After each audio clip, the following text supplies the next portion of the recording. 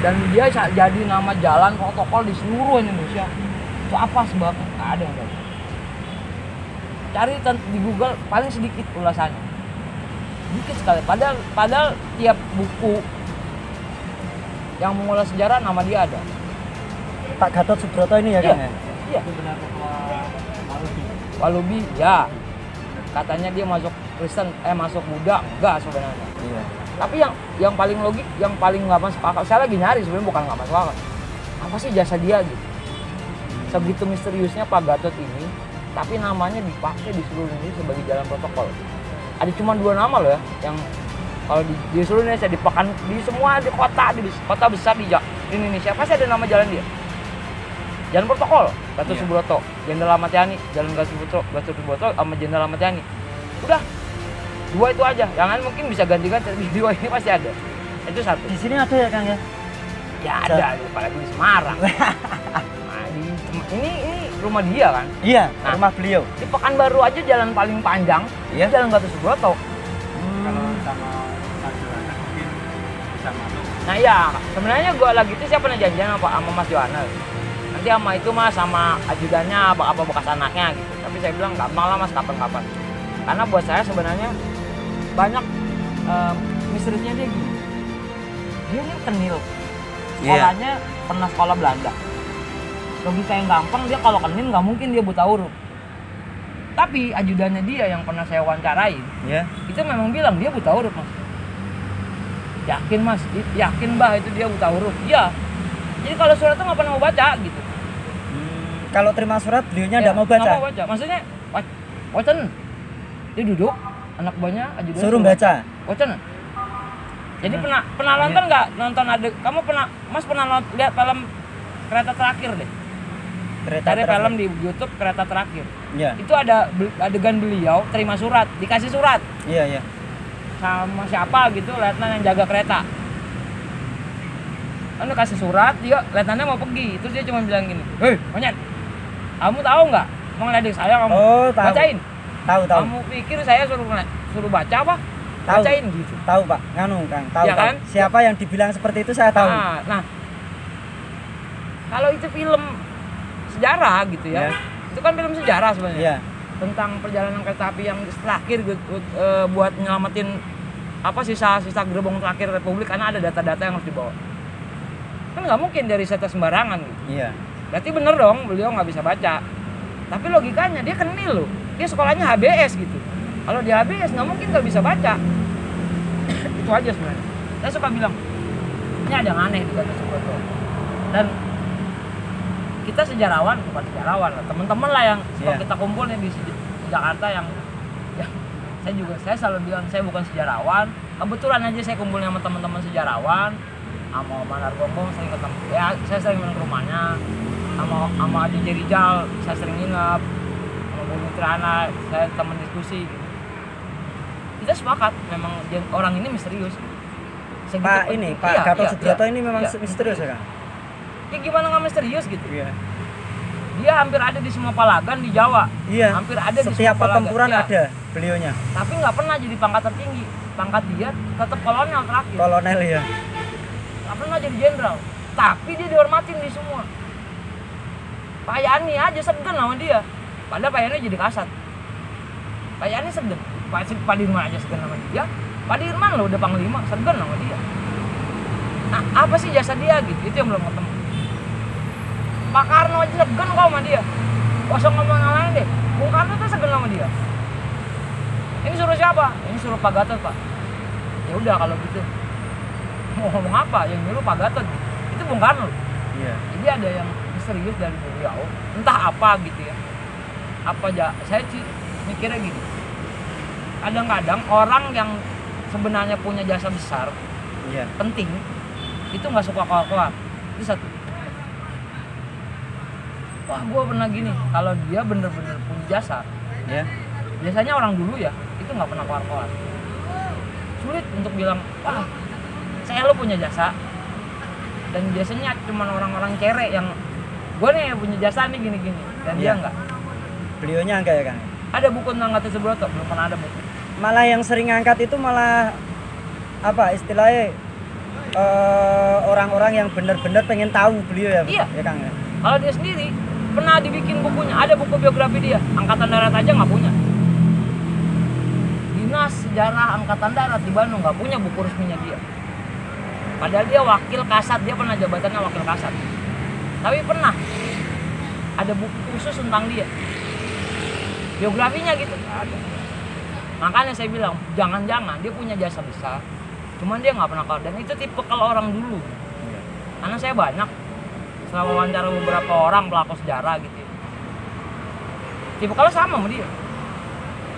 Udahlah nggak usah diceritain, ngapain gitu. Mungkin kalau Pak Gatot udah diangkat jadi pahlawan nasional karena banyak yang orang tahu jasanya. Iya. Maksudnya bekas anak buahnya jadi orang besar. Iya. Jadi dia, kalaupun dia diangkat jadi pahlawan, dia nggak bisa nolak karena dia udah nggak ada. Kan pahlawan nasional udah nggak ada dulu dong baru jadi pahlawan. Iya, iya. Sama kasusnya kalau di saya di Jakarta, di Bekasi lah. Itu kayak Generali. Itu dulu nggak mau dia. Itu yang beredar mitos. Kalau sekarang mungkin kalau Mas ke Blitar, Ya. kalau saya berapa kali ke Blitar? Mungkin dalam 5 tahun ini hampir 5 kali. 1 tahun sekali lah saya ke Blitar. Itu kalau kita ngulik Supriyadi, yang beredar yang ramai itu mitosnya, mistisnya sama mitosnya. Lebih banyak itunya, bukan sejarah kepahlawanannya. aslinya. Oh, apa nggak ada bu, dia bisa ngilang, dia bisa nongol, nah, apa gitu. Jangan kita nggak berkutat di situ. Iya. Oke lah, itu jadi bagian tradisi budaya kita biasanya. Tapi logikanya gini, Kiai ini juga Kiai Nurali yang pernah tadi saya tulis Iya. kemarin. Itu orangnya waktu belum meninggal, itu tadinya nggak mau dibuka, nggak mau dibikin buku. Yang beredar di kalangan masyarakat Bekasi, apalagi orang tradisional, itu semuanya ada mitos gitu. Wah, kebal peluru lah, nggak mempan ditembak lah, bisa ngilang lah, bisa pecah badan lah.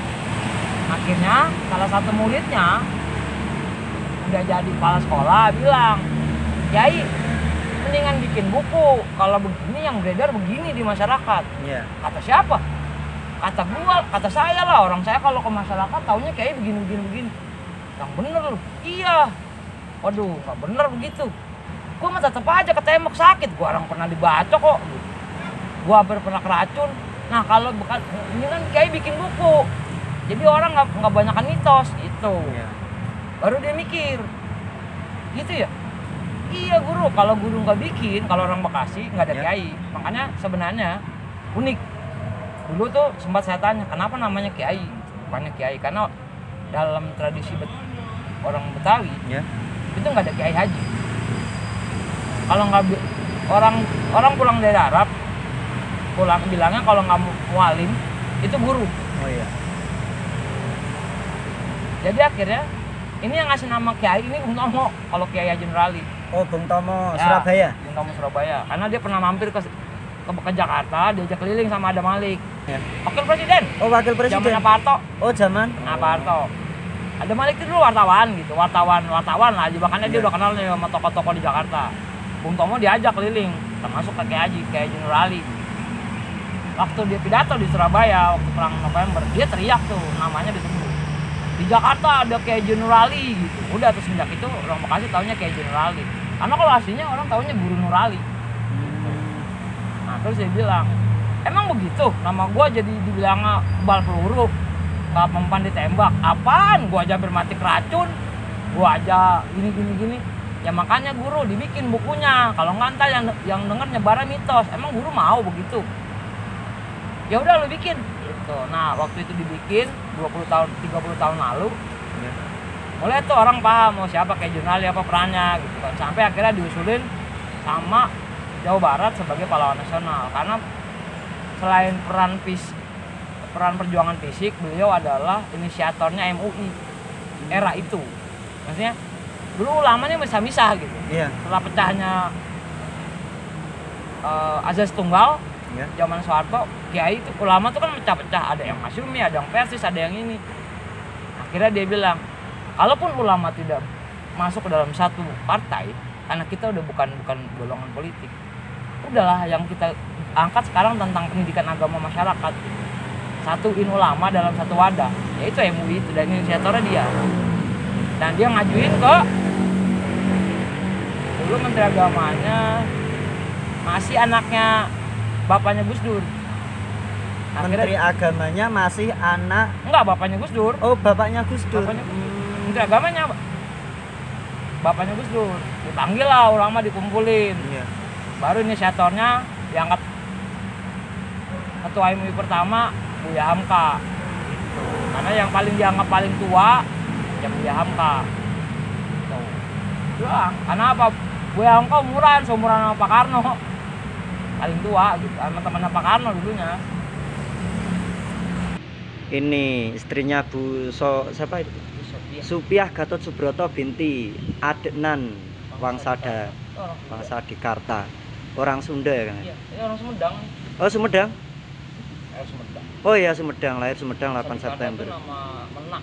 Kalau di kita nama Menak itu ya terah gitu. Tapi kalau di Sunda bilangnya Menak. Sebenarnya.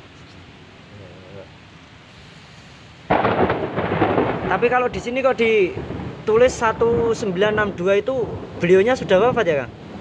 Nah, itu yang jadi masalah. Enggak, emang beliau 62, makanya 50 itu tahun 55, 56 itu terakhir jabatannya Wakasat. Tapi kok ini rumahnya itu loh, Kang. Ini yang perbedaan antara rumah tinggal beliau sama wafatnya beliau itu kok beda jauh, 3 tahun. Kan gitu. Nah, itu dia.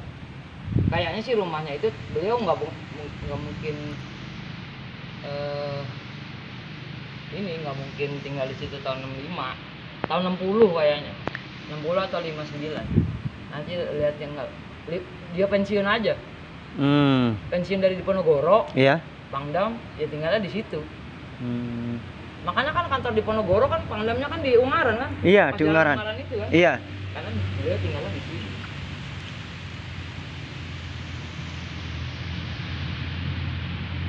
Ya, udah bisa mengalir. Tapi sebelumnya ndak nyangka kalau makam beliau di sini ya, Kang. Saya bolak-balik lewat, pernah naik jeep juga sama anak Kaulang dari Iya? Ambarawa via Ungaran, terus via Ambarawa Ungaran via ke Jogja, nggak ada yang tahu katanya lah. Oh, bentengnya dulu pernah lihat, ada benteng apa ya namanya gitu. Oh, dia carilah gitu. Iya. Terus dapat buku itu di situ. Oh, bentengnya ditinggal Ungaran. Iya. Makanya saya angkat gitu. Terus saya bilang, "Lah, nanti kalau musim Mandala ditutup saya kesini ke benteng itu." Iya. Terus sekalian. Berarti secara kebetulan waktu saya memang sengaja kalau bener-bener Kang Beni itu mau ke Ungaran, pastinya yang pertama itu memang tujuan saya mau tak ajak ke rumah beliau. Terus nanti ke makam. Habis ini nanti kita bisa ke ini Gedung Kuning itu. Ya, Gedung Kuning. Yang dalam artikel yang jenengan tulis itu pernah dijadikan markas Laskar Hizbullah kan gitu. Jadi nanti kita ini ngopi dulu lah. Iya. Terus nunggu hujan reda. Iya. Ini saya bilang mungkin ya. Iya. Karena saya punya angkatan pertama, beliau ini penggagas Akabri. Maksudnya Akabri itu dulu semua angkatan sekolahnya misah-misah. Iya. AAL sendiri, AAU sendiri, belum ada gabung gitu. Iya. Tahun 58, tahun 57 dia nggak gasin. Tahun berikutnya semua pendidikan militer disatukan di Akabri. Makanya angkatan pertamanya itu ada temen saya sekarang bekas bintang 2 pensiunan, Tatap. Dia Akabri lulusan pertama. Akabri waktu dibentuk oleh beliau, itu gagasan dari beliau. Kemungkinan beliaunya dulu pernah ketemu sama. Pernah melihat, karena lagi itu kan waktu peresmian angkatan pertama beliau masih ada. Kan dia lulus tahun 60 di Akpol ya, di AU gitu. Dan pada saat dia masuk kan semuanya di Magelang disatuin. Dulu kan semua digdasnya 6 bulan atau 1 tahun di Magelang semua kan. 6 bulan pertama di Magelang, baru nanti dia pemecahannya pas ke jurusan masing-masing. AU ke Jogja, Akpol ke Semarang, ke AAL ke Surabaya gitu. Ada tetap di angkatannya di Magelang gitu, di Ambarawa. Di Magelang ya? Iya. Angkatan darat ya? Iya, di Magelang. Sekarang jadi Akmil itu tuh, Kan? Akmil kan ya, juga Makanya itu masih rancu, Akmil, AMN itu sebenarnya apa? Karena awalnya bilang AMN gitu. Terus AMN itu jadi kenapa jadi cuma tentang buat angkatan darat doang? Karena dulu kalau bahasanya orang AMN itu semua Akademi Militer Nasional gitu. Iya. Angkatan darat, laut, udara gitu. Makanya kalau dia bahasanya Akabri, kalau Pak Gatot itu Akabri. Dulu kan ibaratnya Akademi Angkatan Bersenjata, Iya. karena udah bukan Akabri kan bilangnya. Jadi makanya balik lagi ke AMN, Akademi Militer Nasional, karena jadi TNI kan udah Iya. nggak ada ABRI. Markas Pak Isdiman kok banyak yang dikisahkan, ada beberapa tokoh-tokoh penting termasuk Pak Dirman, terus termasuk ini Pak Gatot Subroto memang ikut berperan di situ. Iya, iya. Terus akhirnya saya tertarik. Pak Gatot itu, Iya. kalau bahasa orang kalau yang kita baca, Iya. buat bahasa sejarah, terutama sejarah TNI, itu semua di semua palagan ada gitu. Yang di Iya, Jawa makanya Timur itu ada. Dia di Surabaya, dia ikut. Maksudnya waktu Bung Karno ke Surabaya, Iya. Pak Gatot mendampingin. Ada di Palagan Surabaya. Lagi Palagan Ambarawa ada. Lagi 5 hari 5 malam di Semarang ada. Itu orangnya ada di mana-mana gitu. Walaupun Seolah-olah pergerakannya itu cepet banget ya, Kang ya. Ini orang di semua Palagan ada gitu. Hadir. Iya. Apa sih gitu? Nah, itu lagi kita cari sebenarnya menarik. Cuma memang bisa mungkin ada jasanya dia yang dia nggak mau ungkap gitu. Iya. Kita kenapa dia jadi pahlawan sama tokoh yang ibaratnya sama Pak Harto lah, sama Pak Yani, sekali ibadah Pak Yani gitu. Mungkin ada jasanya dia yang nggak mau diungkap sama dia. Itu aja. Ini udah nanti malah Pak. Bang, di situ Bang. Anu Kang.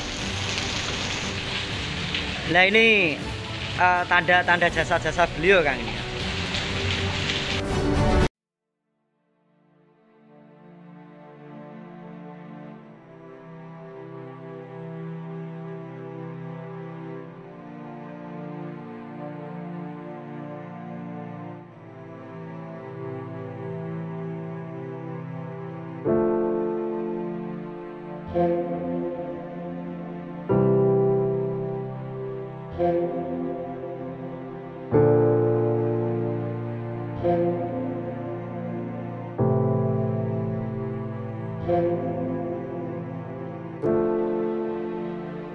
Thank you.